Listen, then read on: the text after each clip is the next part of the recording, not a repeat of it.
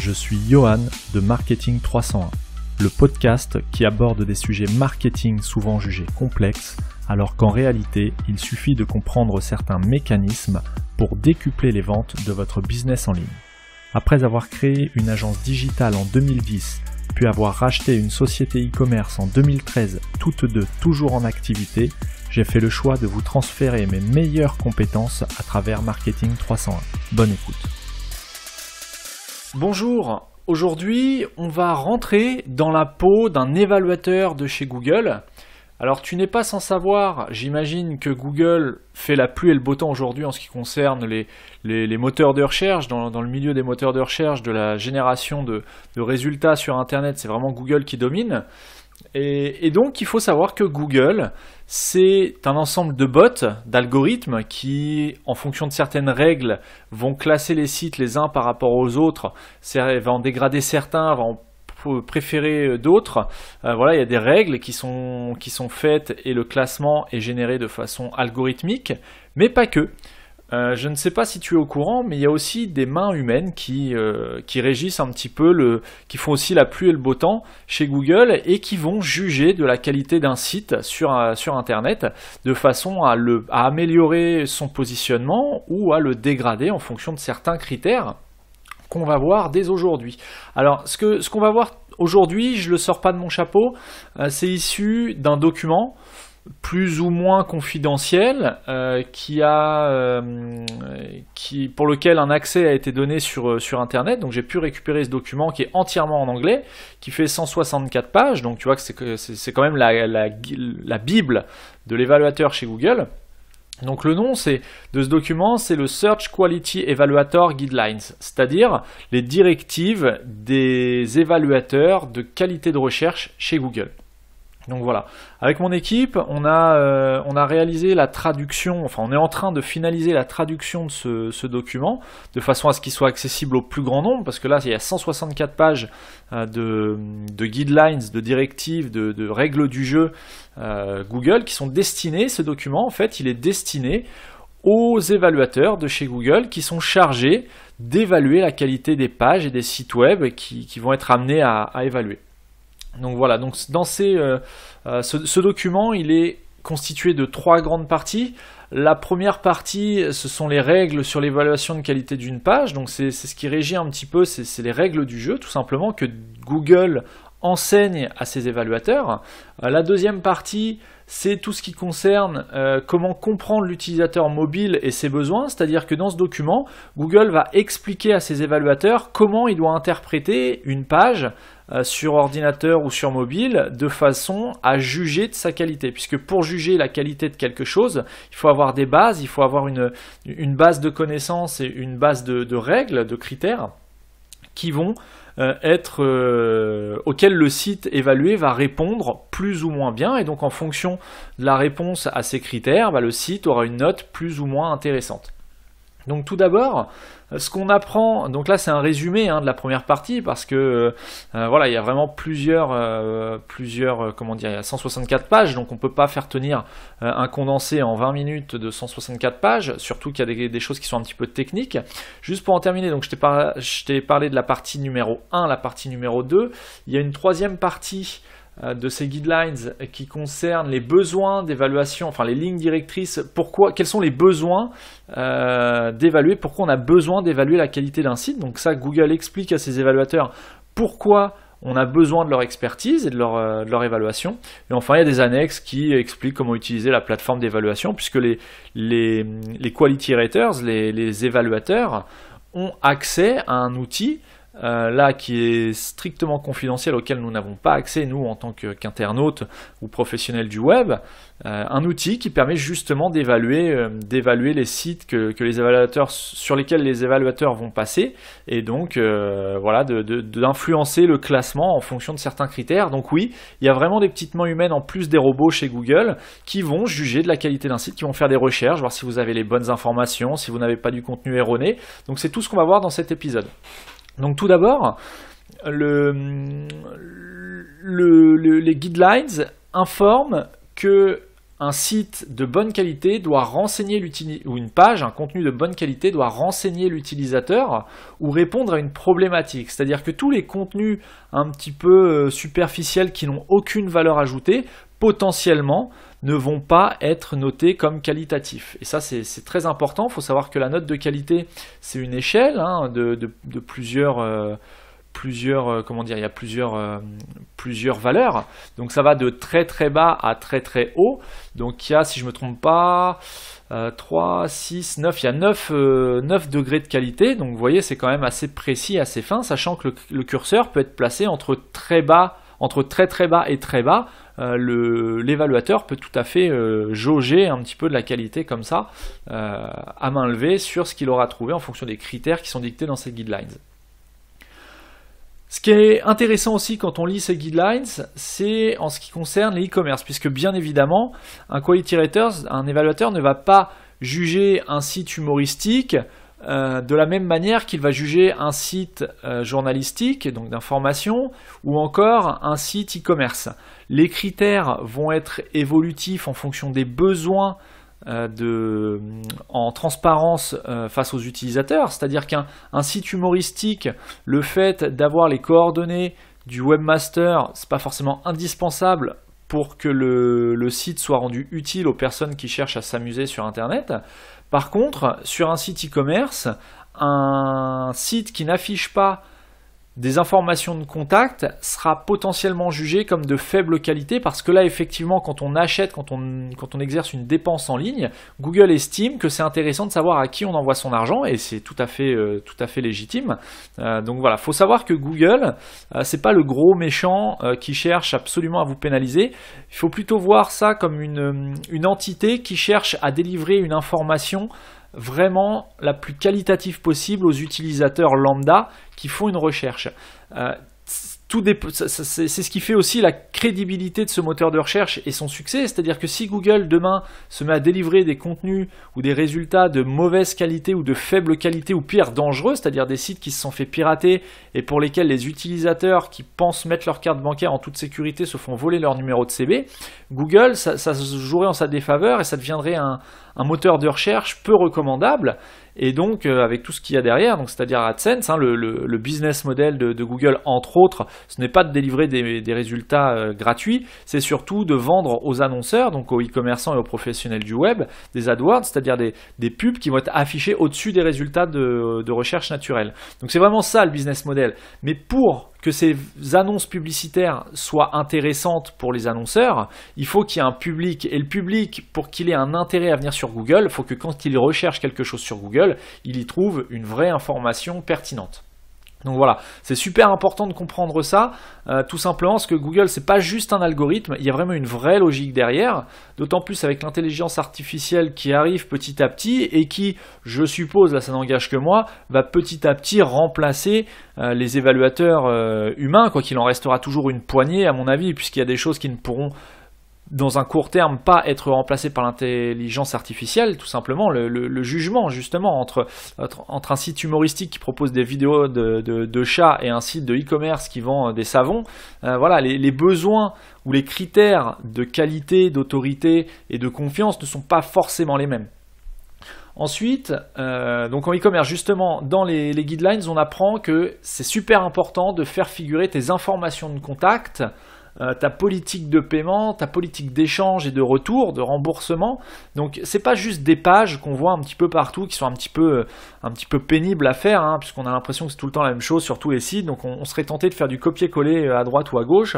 Non, vaut mieux faire rédiger par un avocat, un juriste, ou toi si tu as des compétences, mais une vraie politique de paiement en indiquant que ton paiement est sécurisé avec la banque à laquelle banque tu travailles, que tu utilises un certificat SSL pour sécuriser les données qui transitent entre ton site et l'utilisateur, une vraie politique d'échange, de retour. Il faut vraiment que ça aille dans le sens de l'utilisateur. Ça, Google, il faut savoir que s'il y a un évaluateur qui passe sur ton site, il va le regarder.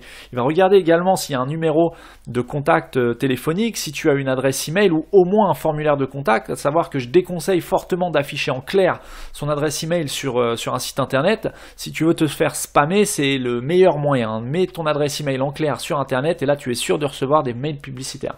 Donc voilà, un formulaire de contact, oui. Une adresse email affichée en clair, pas forcément. Moi, ce que j'ai tendance à conseiller quand on veut absolument afficher son adresse email, parce qu'il y a certains domaines d'activité où voilà, c'est vrai que c'est un peu plus pratique de voir l'adresse email directement, utilise une image, c'est-à-dire que ton adresse email, tu vas l'écrire sur un logiciel comme GIMP ou Photoshop ou Paint pour les utilisateurs de Windows. Tu vas écrire ton adresse email, tu vas en faire une image, donc un JPEG ou un PNG, et c'est ce JPEG que tu vas venir coller sur ton site. Et ça, les bots, les robots qui vont venir aspirer les adresses email qui traînent un petit peu partout sur internet ne pourront pas aspirer le contenu de l'image, puisqu'en soi ils vont juste voir qu'il y a une image, mais ils ne pourront pas voir qu'il y a une adresse email écrite dans l'image. Donc voilà, si tu veux vraiment afficher pour un utilisateur humain ton adresse email en toutes lettres, fais-le au travers d'une image et non pas dans un lien mail-to comme on peut voir. Ça c'est vraiment à proscrire en termes, c'est pour toi que je dis ça, parce qu'effectivement ton utilisateur lui il va pouvoir cliquer dessus, il va t'envoyer un mail directement, c'est très bien. Par contre toi en tant qu'utilisateur de la boîte mail, tu vas recevoir des tonnes de spam. Il faut savoir qu'une boîte mail, une fois qu'elle est partie dans les cycles de spam, on ne peut pas revenir en arrière, c'est compliqué. Tu auras au fur et à mesure, avec le temps, tu auras de plus en plus de spam, quoi que tu fasses, même si tu envoies tu flagues chaque mail indésirable que tu reçois, tu le flagues dans ton outil de messagerie, si tu le flagues comme étant un spam, bon, peut-être que cet expéditeur-là sera flagué et que tu ne recevras pas les suivants, sauf que faut savoir que les spammers changent d'adresse IP, d'expédition, changent de serveur de mail tout le temps. Donc voilà, en gros, si tu as mis ton adresse email en clair sur ton site internet, je t'invite dès maintenant à l'enlever. Si tu n'as pas encore reçu de spam, tant mieux, considère-toi comme un miraculé. Sinon, tu peux considérer ton adresse email comme morte. Donc soit tu en changes, soit tu fais avec, mais voilà, faut le savoir. Ensuite, la réputation d'un site va être évaluée par les évaluateurs en fonction de plusieurs critères. C'est-à-dire qu'ils vont rechercher sur Internet des références qui parlent de ton site ou de ton expertise, comme par exemple un gain à certains concours. Je pense notamment au concours Lépine. Si tu as eu un prix Lépine lors du passé, je t'invite à le mentionner avec de préférence un lien si possible vers un certificat ou quelque chose qui expose, qui accrédite ce que tu avances, c'est-à-dire ta médaille d'or, ta médaille d'argent, ta médaille de bronze au concours Lépine, à savoir qu'il y a tout type de prix qui sont distribués, je pense particulièrement au prix Truffaut, voilà, il y a plein de choses. Si tu as gagné un concours, tu as été cité quelque part par des organismes ou des sites d'autorité, mets-le sur ton site. Notamment, ça va rassurer ton client, mais surtout, ça va rassurer l'évaluateur qui va te mettre un petit plus dans ta note de qualité parce qu'effectivement, tu auras une recommandation pertinente. Ensuite, dans la réputation, l'évaluateur va également regarder justement les recommandations d'experts que tu peux avoir. Donc là, c'est un petit peu la même chose que ce qu'on vient de voir, mais voilà, si tu as été recommandé par, je ne sais pas si tu as eu une recommandation télévisuelle sur une chaîne YouTube par un influenceur assez pertinent qui lui-même est considéré comme d'autorité par Google, mais le lien, il faut vraiment tout ce qui a été positif dans ta communication, il faut que tu le mettes en avant sur ton site ou au moins qu'on puisse le trouver. Ensuite, est-ce que tu as été cité sur des sites d'autorité? Par exemple, est-ce que le journal lemonde.fr a fait un article sur toi sur son site internet? Si c'est le cas, je t'invite à le mettre également sur ton site, un lien vers l'article qui va montrer qu'on te recommande, à savoir que des sites d'actualité comme ça, comme lemonde.fr ou autres, sont des sites qui sont de base, d'office, considérés comme d'autorité par Google. Donc à partir de ce moment-là où un site considéré comme de forte influence par Google parle de toi, mets-le sur ton site de façon à ce que Google, lui, quand il va voir cette référence sur ton site, va également pouvoir juger de la qualité de ton contenu et de ta pertinence sur ta thématique. Ensuite, est-ce que tu as des bons avis clients? Alors attention, les avis clients, il y a deux choses. Il faut différencier, et ça, il faut savoir que Google, attention, les évaluateurs, c'est leur métier, ils évaluent des centaines, des milliers ou des dizaines de milliers, j'imagine, de sites chaque jour, donc ils ont vraiment l'habitude. Tu ne penses pas envoyer un signal d'autorité superficiel, enfin pas superficiel, mais un signal d'autorité artificielle en mettant de faux avis clients sur ton site. Tu te doutes bien que si tu connais cette pratique, il faut imaginer que Google a quand même quelques longueurs d'avance sur ce que tu peux connaître, notamment en termes de recherche, d'algorithmes et d'évaluation de qualité. Donc si tu as des avis clients, deux choses. Première chose, les avis clients qui sont postés en interne sur ton site, il est clairement écrit dans les guidelines que ça n'est absolument aucune preuve de bonne ou mauvaise réputation. Ça signifie tout simplement que Google est tout à fait au courant du concept qui consiste à mettre de faux avis clients sur ton site. Bien que ce ne soit pas déontologique, tout ce que tu veux bien, il y a des personnes qui le font. Moi, je considère que c'est une pratique totalement à proscrire. Pourquoi ? Déjà, si tu commences à mettre des choses fausses sur ton site, que tu souhaites induire en erreur ton utilisateur, c'est qu'il y a déjà une logique qui n'est pas très saine dans ta démarche de commerçant, sachant qu'un commerçant est là pour générer du chiffre d'affaires, on est d'accord. Par contre, tu es avant tout là pour répondre à un besoin de tes utilisateurs. Si tu vends des cravates, ça signifie que tu souhaites aider les personnes, les hommes ou les femmes, qui souhaitent acheter une cravate, à les conseiller au mieux pour que la cravate qu'ils choisissent s'accorde au mieux avec leur tenue vestimentaire. Enfin bref, tu vois le concept, je me noie un petit peu dans mes explications, mais voilà, le but c'est vraiment ton but premier avant même de vouloir faire de l'argent, bien que ce soit le but d'une entreprise, quelle qu'elle soit, ça doit être de répondre à un besoin utilisateur. Donc prends un petit peu de recul sur ton activité aujourd'hui et pose-toi cette question. À chaque fois que tu vas faire quelque chose ou que tu vas mettre quelque chose en place sur ton site, pose-toi la question suivante, à savoir, est-ce qu'en faisant ceci ou cela sur mon site, est-ce que je réponds à un besoin ? Si la réponse est non, pose-toi des questions. Si la réponse est oui, alors continue et améliore encore ton process. Ensuite, la note de qualité, il faut savoir qu'elle est évaluée par un curseur, comme je te le disais au début de cet épisode, par l'évaluateur. Les critères qui sont évalués, il y en a de multiples, à savoir l'objectif, on vient d'en parler, l'objectif de ton site ou de la page qui est évaluée. L'évaluateur va essayer de comprendre où est-ce que tu veux en venir. Quel est l'objectif de la page ? Et c'est là on en revient exactement à ce que je venais de dire, c'est-à-dire si ton objectif c'est uniquement de pondre un contenu ou de vendre un produit pour faire de l'argent, l'évaluateur n'est pas bête, il le verra au travers de ta communication, au travers du contenu qui sera présent sur la page qu'il évalue. À savoir si ton contenu est pauvre, il est susceptible d'en déduire que ton objectif n'est pas forcément de rendre service ou de renseigner, mais plutôt juste de vendre. Et ça, c'est pas preuve de bonne foi, mais plutôt c'est pas preuve c'est pas un grand signal de qualité par rapport à un autre site concurrent du tien qui lui aura peut-être des descriptions techniques très avancées avec des exemples d'utilisation du produit, etc., etc. Bon voilà, tu seras potentiellement derrière. Donc l'objectif de ton contenu, quel est-il ? Ça, c'est quelque chose qui va être regardé par l'évaluateur. Ensuite, ton niveau d'expertise, c'est-à-dire dans quelle mesure tu vas donner des informations pertinentes et précises, éventuellement techniques, à tes utilisateurs. Encore une fois, si ta fiche produit, elle est vierge de tout contenu, c'est pas terrible. Si par contre tu as une fiche produit avec des informations techniques sur l'utilisation, sur les mesures, sur le poids, sur sur plein de choses, des infos techniques, ça va envoyer un certain signal d'expertise, ou en tout cas tu vas montrer que tu veux vraiment renseigner l'utilisateur, de le conseiller avant son achat dans le cas d'un e-commerce, et donc c'est un signal qui est évalué positivement par Google. Ensuite, ce que Google appelle le main content, c'est-à-dire le contenu principal de ta page, est-ce qu'il est conséquent et pertinent ?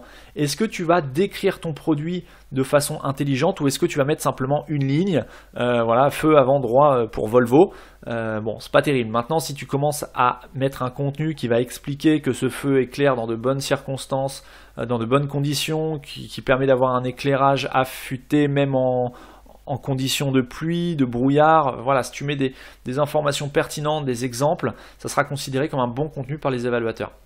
Ensuite, l'évaluateur, il va regarder si tu as des informations de contact. Alors comme je te le disais au début, ça va dépendre de la typologie de site sur laquelle il se situe. S'il est sur un site humoristique, une chaîne YouTube, bien évidemment que les informations de contact ne sont pas forcément gages de contenu pertinent ou pas. Par contre, sur un site e-commerce ou un site qui tend à influencer la vie de l'utilisateur, là, s'il n'y a pas d'informations de contact, potentiellement, tu risques d'avoir une mauvaise note. Ensuite, un autre critère, il va regarder ta réputation. Pour regarder ta réputation, l'évaluateur va faire des recherches sur Internet, donc effectivement c'est un travail manuel, il va rechercher un petit peu sur Internet si tu es cité, si tu as des bons commentaires sur certains forums ou de mauvais commentaires, si tu as été cité dans des sites d'influence comme des journaux, comme une fiche Wikipédia par exemple. Bref, il va faire des recherches tout simplement et il va regarder un petit peu ce qui se dit à ton sujet. S'il ne se dit rien, c'est-à-dire tu es une petite entreprise, tu démarres, tu lances ton activité, il ne pourra rien en déduire, ça c'est écrit clairement. Par contre, s'il y a des retours qui sont plutôt négatifs, ça influencera sa note qui sera de ce fait plutôt négative. Et s'il y a une réputation qui a tendance à être positive, ta note sera influencée également dans le sens positif. Ce qui est intéressant dans les guidelines, c'est qu'on voit aussi, Google donne des exemples de pages de très pauvre qualité, de qualité moyenne et de très haute qualité. Alors j'ai fait un petit condensé des exemples qui sont donnés dans ce guide, à savoir que les pages de haute qualité sont considérées, surtout en e-commerce, donc là oui je me suis vraiment focalisé sur le e-commerce, puisque tu t'en doutes, les guidelines ne sont pas dédiées au e-commerce, elles sont dédiées à tous les sites internet, donc il y a autant de sites internet, de types de sites internet qu'il y a de webmasters. Donc voilà, pour un site e-commerce, on considère une page avec une note de haute qualité si par exemple tu as un contenu, on vient de le dire, en fait c'est assez rébarbatif, je répète tout le temps les mêmes choses, mais c'est vraiment des points sur lesquels les guidelines insistent dans le document, donc c'est vraiment des points sur lesquels il faut réfléchir, prendre du recul et voir si vraiment tu les respectes dans ta mise en application au quotidien sur ton site. Est-ce que tu as un contenu détaillé sur tes fiches produits? Donc, je ne vais pas refaire le speech dessus parce qu'on vient de le voir, mais voilà, vraiment un contenu détaillé, c'est très important, c'est écrit noir sur blanc dans les guidelines.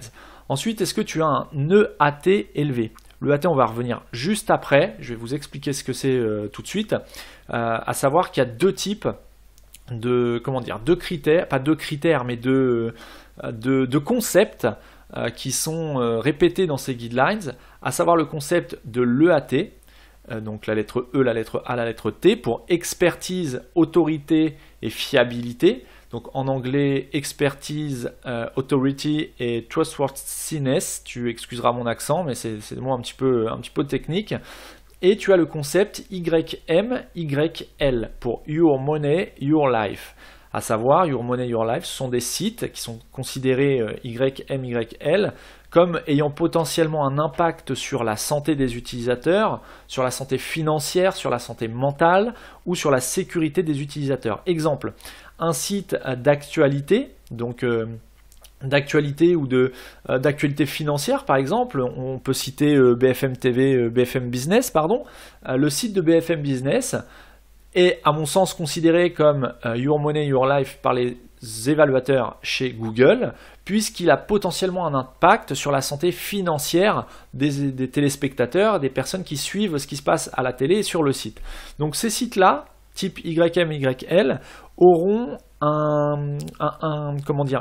les évaluateurs vont porter une attention particulière sur ces sites-là, puisque ce sont des sites qui potentiellement peuvent avoir un impact sur la vie des utilisateurs. Il est donc tout à fait important et indispensable pour Google de ne pas donner une note de qualité à un site YML qui dans les faits ou dans la réalité serait un site qui trompe l'utilisateur ou qui pourrait mettre en péril sa santé physique, sa santé financière, mentale ou sa sécurité, à savoir donner des fausses informations, un peu les théories du complot. Ça, ce sont des exemples qui sont cités, hein. Les sites de théorie du complot, les sites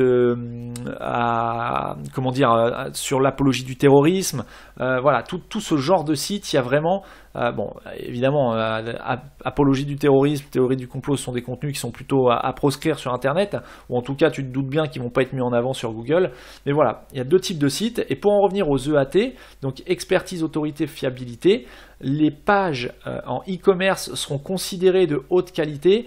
Mais pour cela, il faut absolument qu'elles aient un EAT élevé, c'est-à-dire qu'elles aient un niveau d'expertise vraiment élevé, c'est-à-dire que l'évaluateur, quand il va passer sur ton site, il va faire des recherches, comme je te le disais, sur la réputation un petit peu sur Internet, et il va regarder si l'expertise que tu mets en avant, déjà si tu en mets une en avant, si tu en mets une en avant, est-ce qu'elle est réelle? Est-ce que les informations qui sont données sont vraies? Est-ce que ce sont des vraies informations?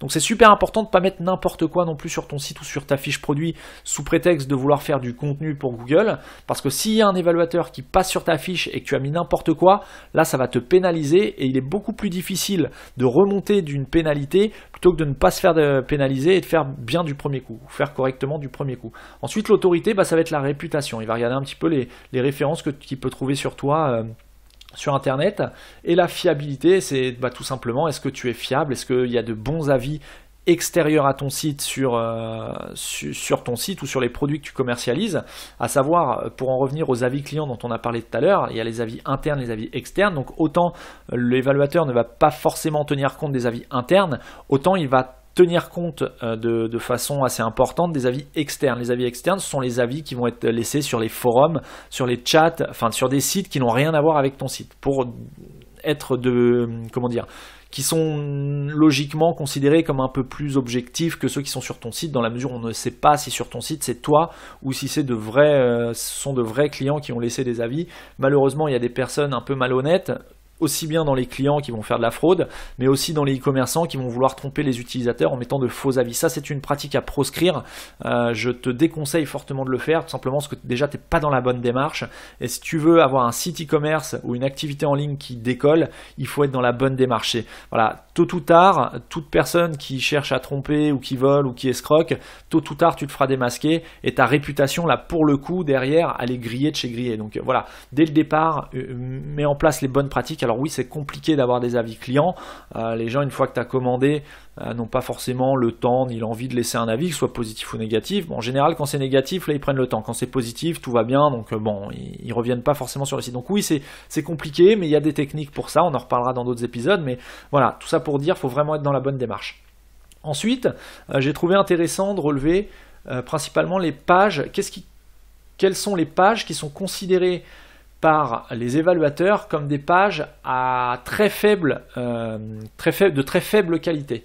Donc c'est par exemple du contenu erroné ou pauvre. Si tu mets des choses qui sont fausses sur ton site, on vient de le voir, tu auras potentiellement une note très basse. Ça, c'est écrit noir sur blanc dans les guidelines. Ensuite, si l'expérience utilisateur qui est mise en place sur ton site est médiocre, c'est-à-dire qu'on ne peut pas trouver le contenu facilement, il faut faire 50 clics pour arriver à l'information. Voilà, si c'est trop compliqué, s'il n'y a pas eu d'attention particulière portée sur l'expérience utilisateur, sur la navigation, sur un minimum l'esthétisme du site ou la facilité de compréhension de ce que tu proposes, potentiellement tu auras une page jugée comme de très basse qualité, très faible qualité.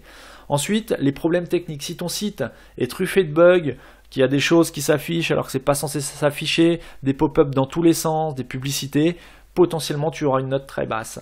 Le contenu volé, donc ça c'est du contenu qui a été pris, que ce soit en totalité ou partiellement. Si tu as repris du contenu présent sur un autre site internet qui en est à l'origine, potentiellement tu auras une note très basse. Je fais une petite parenthèse sur ce contenu volé. Parce que sans même le savoir, tu as peut-être volé du contenu sans en avoir conscience. Je m'explique. Si tu vends les produits d'un fournisseur commun à d'autres boutiques en ligne, souvent, ces fournisseurs t'envoient une image produit, un prix produit, une description produit, éventuellement les caractéristiques. Le problème, c'est que le e-commerçant qui, lui, en toute bonne foi, veut mettre à disposition le produit sur son site, va recopier tout simplement la description du produit. Or Google, lui, il va pas chercher à comprendre. S'il voit que tu as la même description que sur le site officiel du produit que tu distribues, il aura tendance à considérer ce contenu comme volé. Donc la règle, la petite bonne pratique à retenir, à chaque fois que ce soit du dropshipping, que tu sois distributeur officiel, même si c'est totalement officiel, il faut absolument avoir des descriptions produits qui soient uniques et qui n'aient été créées que pour ton site. Donc ne pas reprendre les descriptions qui te sont envoyées, qui sont réutilisées sur tous les sites internet qui distribuent le même produit. Ça, c'est à proscrire. Ce qu'on appelle du duplicate content, c'est du contenu dupliqué, c'est potentiellement pénalisé par Google, ou en tout cas tu auras une note de qualité très faible si un évaluateur passe sur ta page. même partiellement, c'est-à-dire que si tu modifies partiellement la description qui t'est envoyée, il faut savoir que ça, les évaluateurs sont formés à rechercher ce type de manipulation, et donc si ton contenu est partiellement recopié, c'est pareil, tu t'exposes à potentiellement recevoir une note très basse. Voilà. Et dernière chose, ça s'écrit aussi noir sur blanc, si tu recopies du contenu qui ne t'appartient pas et que tu cites la source, Google considère également que c'est du contenu volé. Donc même si tu prends la source d'un site, enfin le contenu source d'un site, que tu le mets sur ton site à toi, que ce soit un site d'info ou autre, et que tu dis voilà, ces informations je les ai eues ici, Google considérera que tu as volé les informations. Donc le fait de mettre le copyright sur ton contenu ne te protège absolument pas d'une faible note de qualité. Ensuite, le contenu généré automatiquement ou en curation, c'est-à-dire si tu vas agréger le contenu de plusieurs sites pour le remettre de façon automatique sur ton site pour une raison ou pour une autre, ça c'est principalement ce qui se passe en dropshipping, tu t'exposes à une note de très faible qualité. Et enfin, on s'en doute, mais c'est quand même intéressant de le rappeler, les pages malveillantes, les virus, si tu as un malware ou un virus sur ton site internet, potentiellement, tu t'exposes à avoir une note dégradée par un évaluateur, même par l'algorithme, de façon algorithmique aussi, également. Alors, je voudrais faire une parenthèse sur ces pages malveillantes, ces virus. Comment je peux avoir une page malveillante? Eh bien, tu peux avoir une page malveillante ou un virus dans le code source de ton site, sans même peut-être en avoir conscience, puisqu'évidemment, si tu cherches, si tu es un escroc de base, effectivement, je considère que tu ne fais pas partie de mon audience, donc voilà, ce ne sont pas le genre de personnes que je cherche à aider. Par contre, si tu es une personne de bonne foi, que tu cherches à faire du e-commerce dans les règles de l'art, que tu es quelqu'un d'honnête et que tu cherches simplement à progresser, trouver des astuces, les meilleures techniques marketing, eh bien peut-être que tu as une page malveillante sur ton site, tout simplement si tu t'es fait hacker, pirater, de façon totalement, discrète, c'est-à-dire qu'un hacker va pas forcément casser ton site dès qu'il va s'introduire dans ton code source, il peut simplement mettre des petits virus à droite à gauche de façon à récolter des informations sur tes utilisateurs de façon totalement transparente, c'est-à-dire que tu vas pas t'en apercevoir. Lui, Google, s'il s'en aperçoit, tu t'exposes à une note de qualité très basse. Donc voilà, tout ça pour dire, le piratage, c'est un vrai fléau sur Internet, il faut s'en protéger, il y a des solutions, notamment tenir son hébergement à jour, travailler avec un hébergeur de qualité ou un prestataire dont tu sais qu'il a des bonnes pratiques en termes d'hébergement. Est-ce que ton serveur est à jour? Est-ce que ton site est correctement maintenu? Est-ce que tu ajoutes des modules un petit peu n'importe comment, ou est-ce que tu fais appel à un professionnel pour ajouter des modules? D'où viennent ces modules? Est-ce qu'ils viennent d'une plateforme certifiée comme PrestaShop Add-on, ou est-ce que tu les trouves un petit peu n'importe où sur Internet, ou encore pire sur les forums? Ne jamais installer de modules que tu aurais trouvé sur un forum, encore moins en peer-to-peer. Ne télécharge pas de modules. En peer-to-peer, c'est souvent des modules qui sont piratés, qui sont hackés, c'est-à-dire pour économiser la licence du module, tu vas aller chercher un petit peu comme ça se faisait avant sur les films et les musiques, tu vas aller chercher le module, tu payes 39 €, tu vas avoir ton module gratuitement, sauf que, attention, dans ce module que tu vas obtenir, le code source, tu n'as aucune information sur la légitimité du code source, et peut-être qu'il y a un malware dessus, tu n'en sais absolument rien. Donc ça, c'est vraiment à proscrire. N'installe pas de modules qui viennent de n'importe où, de peer-to-peer, de forums, d'échanges de trucs, ou je sais pas quoi. Non, faut vraiment paye la licence. De toute façon, on en revient toujours au même, on tourne un petit peu en boucle, mais on en revient toujours au même. Si tu as une activité de e-commerçant et que tu veux une activité pérenne dans le temps, il faut vraiment mettre en place les bonnes pratiques, à savoir prendre les licences pour les modules, héberger correctement ton site, mettre du contenu de qualité. Voilà, c'est tout un ensemble de choses qu'il faut absolument t'efforcer de mettre en place au quotidien. C'est une routine que tu dois, et une logique que tu dois appréhender, si ce n'est pas déjà le cas. Et donc voilà, tout ça pour dire, il y a des choses à faire, des choses à ne pas faire. Et donc voilà pour ce résumé de la première partie des guidelines. Je vais tenter de faire dans le prochain épisode la deuxième partie, la troisième partie, etc. des guidelines pour que tu puisses voir. Et une fois qu'on aura terminé la traduction des guidelines, dis-moi si ça t'intéresse qu'on mette à disposition cet ouvrage. Dis-moi en commentaire si tu souhaites recevoir ça. Si tu souhaites recevoir les guidelines, on verra comment on peut procéder. Tu peux retrouver le résumé de l'épisode sur le site marketing301.net. En attendant, je te souhaite une bonne journée ou une bonne soirée. Je te dis à bientôt dans le prochain épisode.